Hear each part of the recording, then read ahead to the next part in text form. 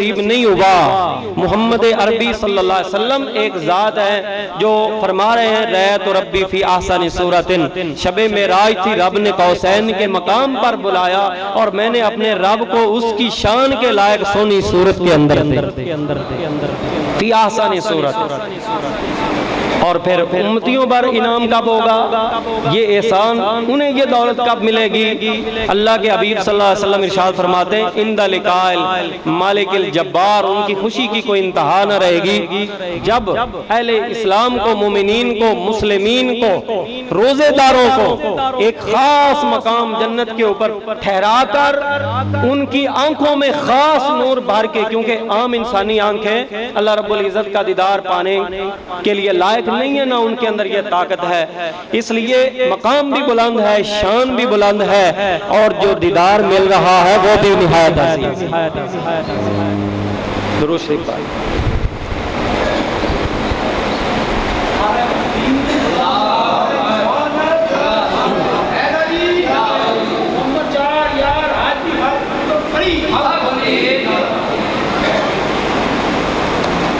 हज़रात गिरामी कदर, मैं ये अर्ज़ कर रहा था कि उस वक़्त रोज़े रखने वालों को जो फरहत और शादमानी नसीब होगी उसका कोई बयान ही नहीं कर सकता है कि कितने खुश हों। मैं आपको एक अंदाज़ा दे दूं, अल्लाह रब्बुल इज़्ज़त शहीदों से फरमाएगा, बताओ तुम्हें जन्नत में क्या चाहिए। शहीद अर्ज़ करेंगे, मौला इस जन्नत में किसी शय की कमी नहीं है, ना खाने की ना पीने की, हमारी आंखों को ठंडक मिल चुकी है, बदनों को राहत मिल चुकी है, हम सुकून में है, इत्मीनान में है, खुशबुओं की बहुतात है, अनवार की बरसात है, जन्नत के इनामात है, मौला यहाँ कुछ कमी नहीं है। अल्लाह फरमाएगा फिर भी मांग लो कुछ और।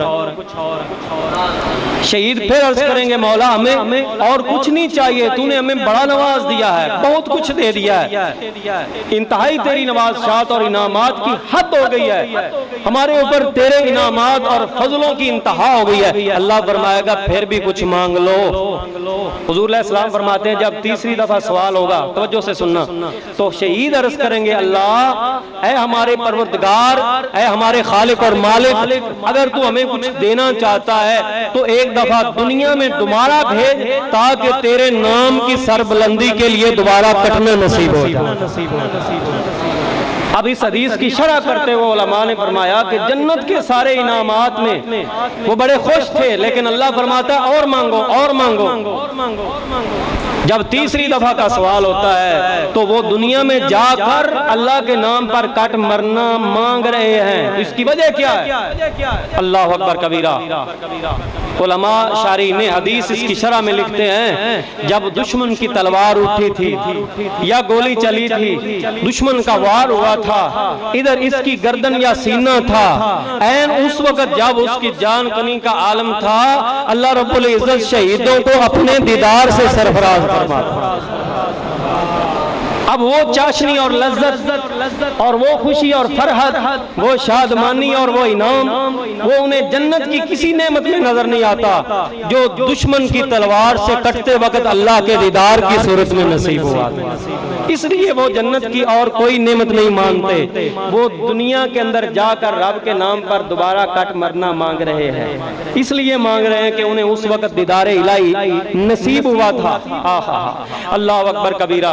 अल्लाह रब्बुल इज्जत का फजल उन पर हुआ कि जब उन्होंने जान दी, अल्लाह रब्बुल इज्जत ने उनको अपने दीदार से सरफराज फरमा दिया। तो इसलिए वो जन्नत के अंदर भी इस बात की तलब कर रहे होंगे।